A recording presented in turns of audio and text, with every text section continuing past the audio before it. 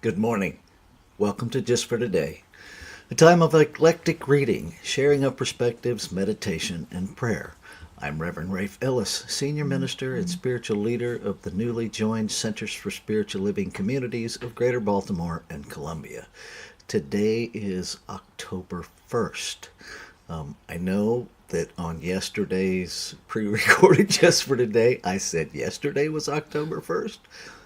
That's what happens when you pre record after midnight and you check the date when you're half asleep. So today is actually October 1st. This morning I'm reading from Creative Mind and Success by Ernest Holmes. And I opened it up to page 42, and my eyes landed on this. If you can't find anything new to do, go home and change the bed around or the piano. Put the cook stove in the parlor and eat on the back step for a time. It will start something moving and changing in you that will never stop. The wide awake person can find so many things to do that he hasn't time even to begin in this life, and he knows that eternity is necessary to carry out the ideas that he already has evolved.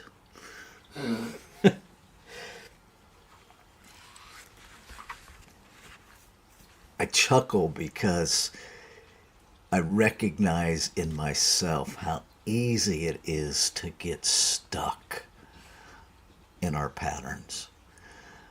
And even the idea of stuckness is a misnomer because what I've learned over the years and continue to relearn every time I have the experience of stuckness is that I'm really very busy doing the same thing. It's I liken it to when a vehicle is stuck in the mud, right? We say we're stuck, and the idea is no movement is happening, and yet the back tires are spinning like crazy.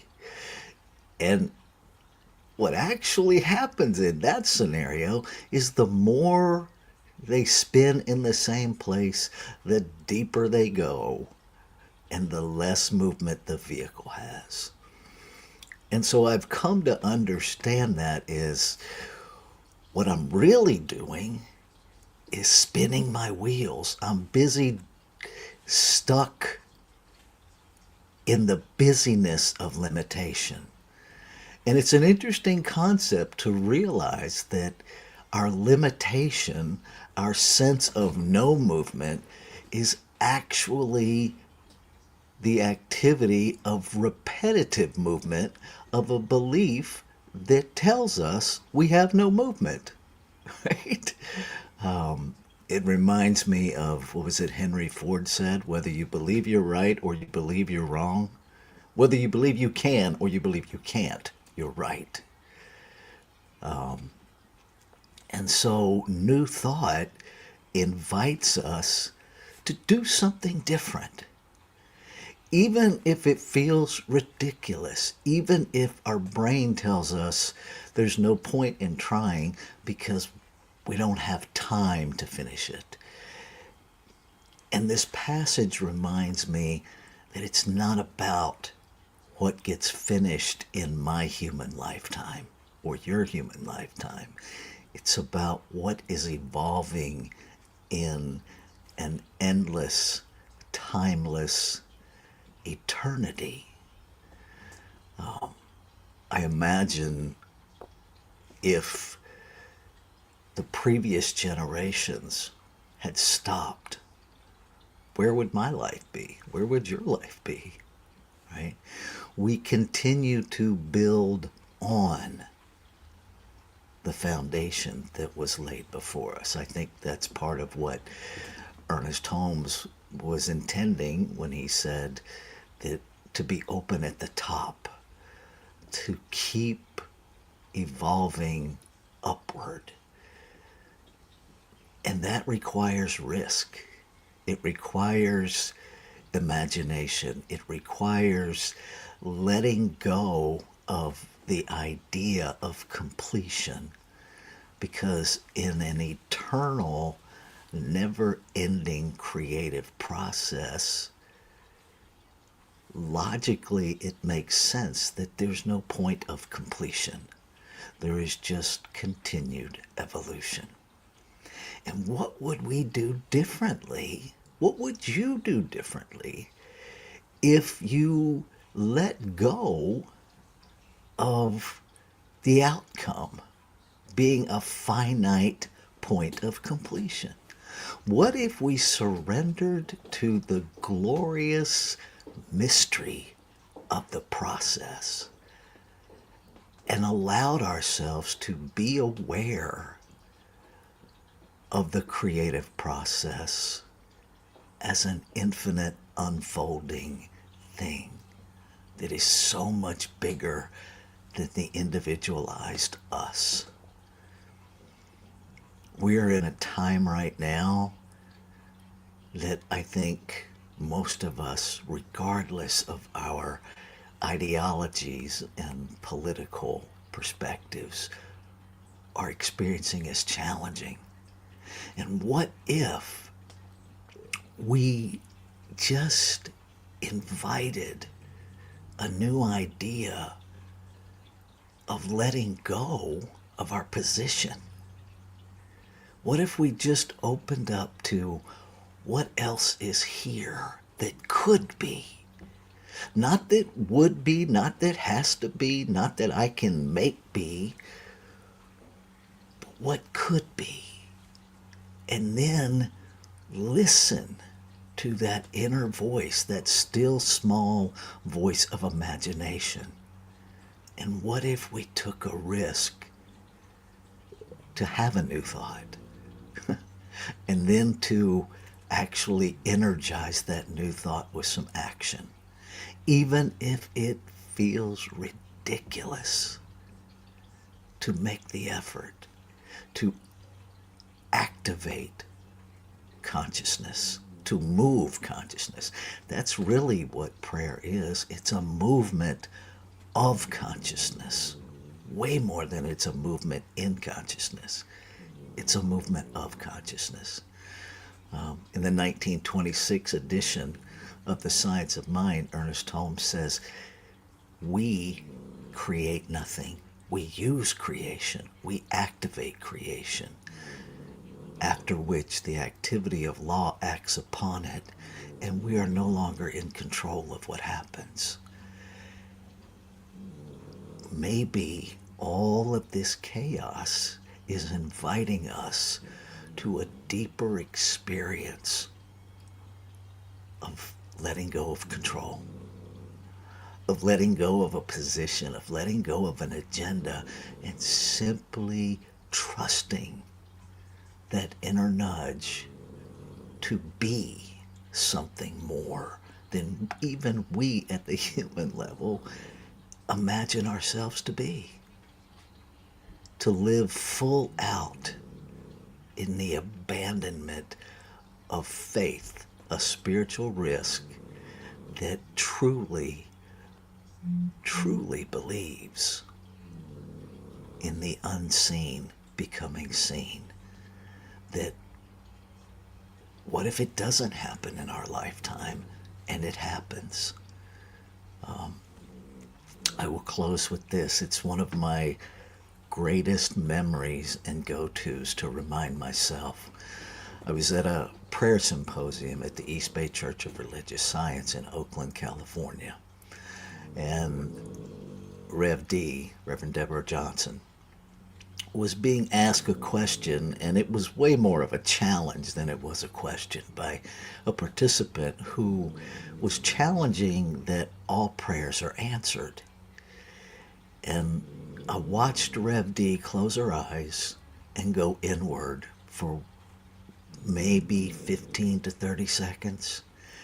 And when she opened her eyes, now it's important to, let me give context. Rev D is an African-American lesbian minister in New Thought. And what she said was, I am the answered prayer of my ancestors.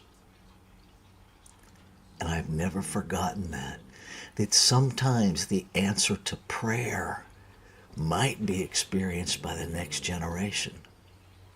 Am I willing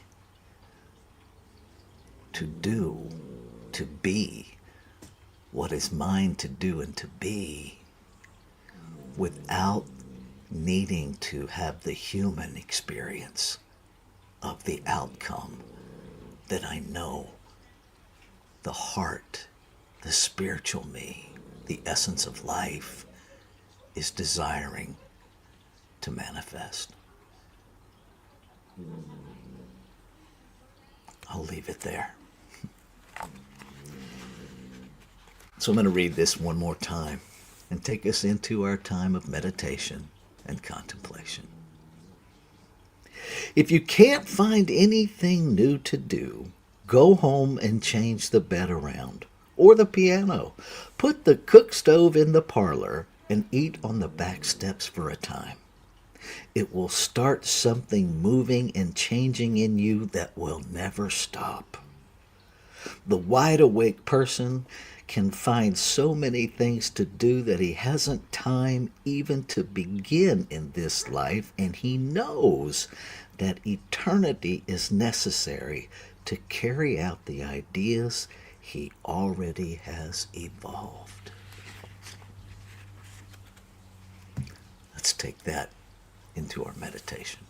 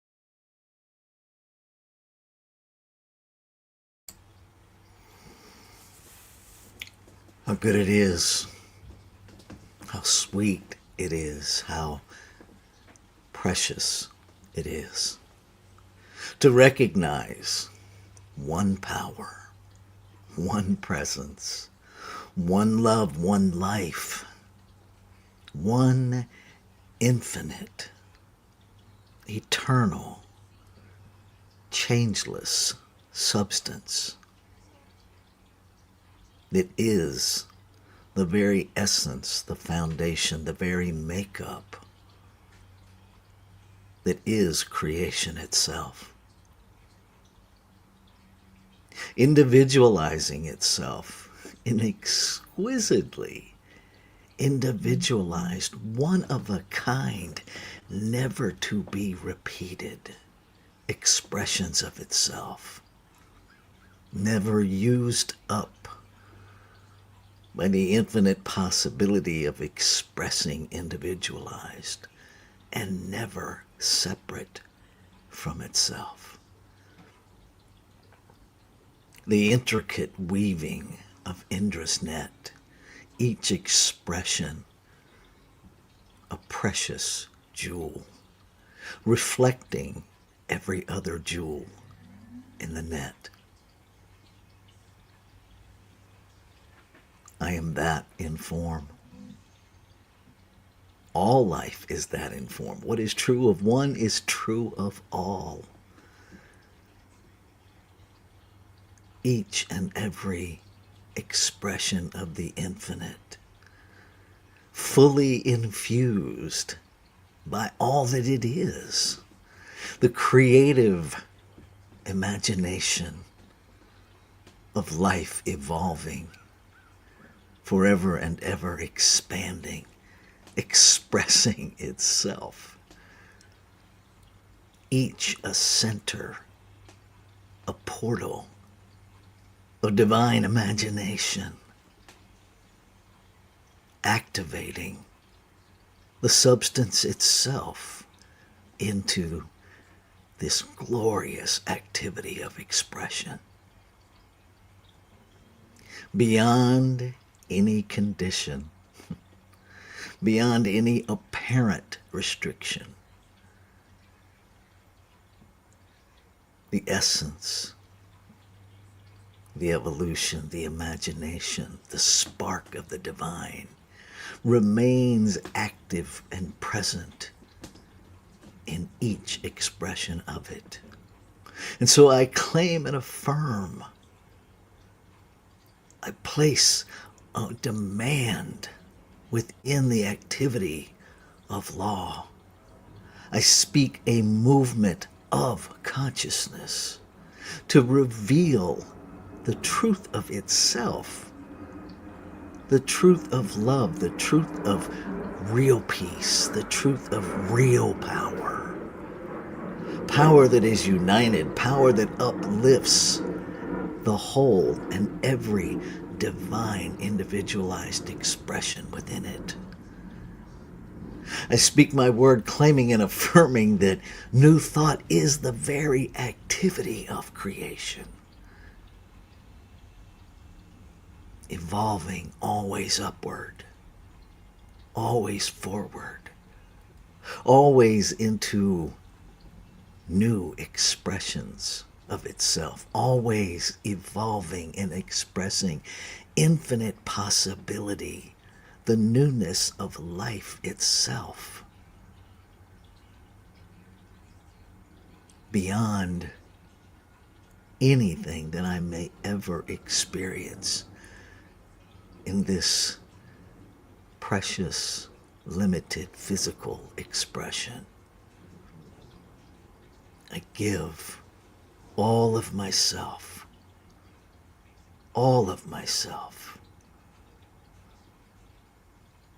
to the alignment and activation of consciousness as me.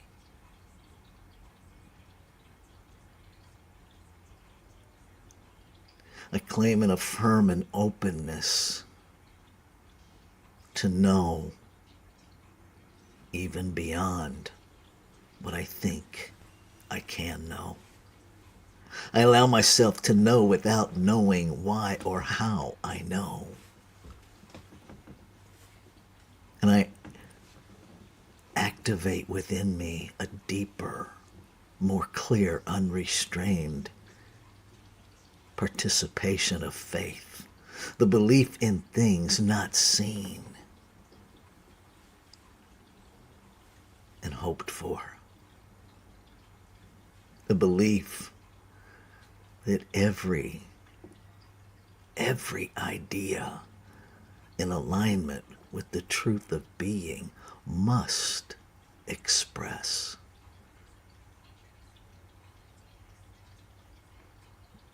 I claim and affirm the wholeness, the perfection, the completeness of creation itself is making itself known in the mental, spiritual, physical awareness of its creation. And that we are each willing to be emancipated from all discord. That we refuse to participate in any idea of separation. Knowing that the truth of being is wholeness. That each and every expression of creation is moved to a place of responsibility, the ability within to respond from that spiritual essence, to neutralize any thought that is misaligned with the truth of being. And I celebrate. Even as I speak my word, I feel the celebration. I feel the vibration of alignment come alive within my physical being that says, yes, yes, yes.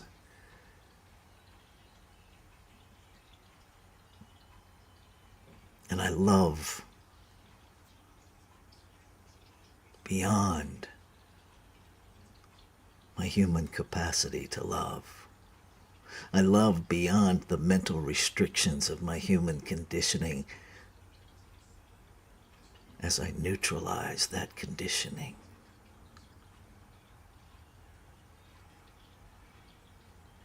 And I let go.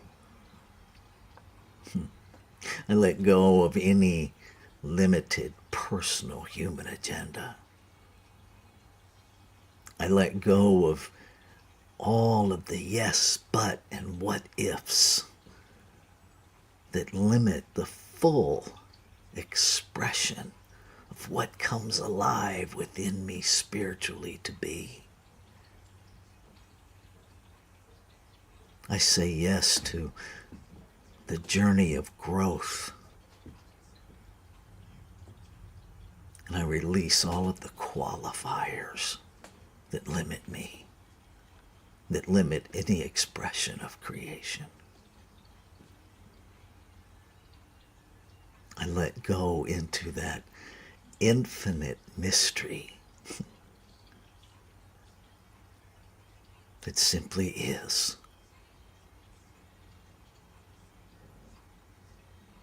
Ashe. Shalom. Aho. Amen. Amen. And so it is. Namaste.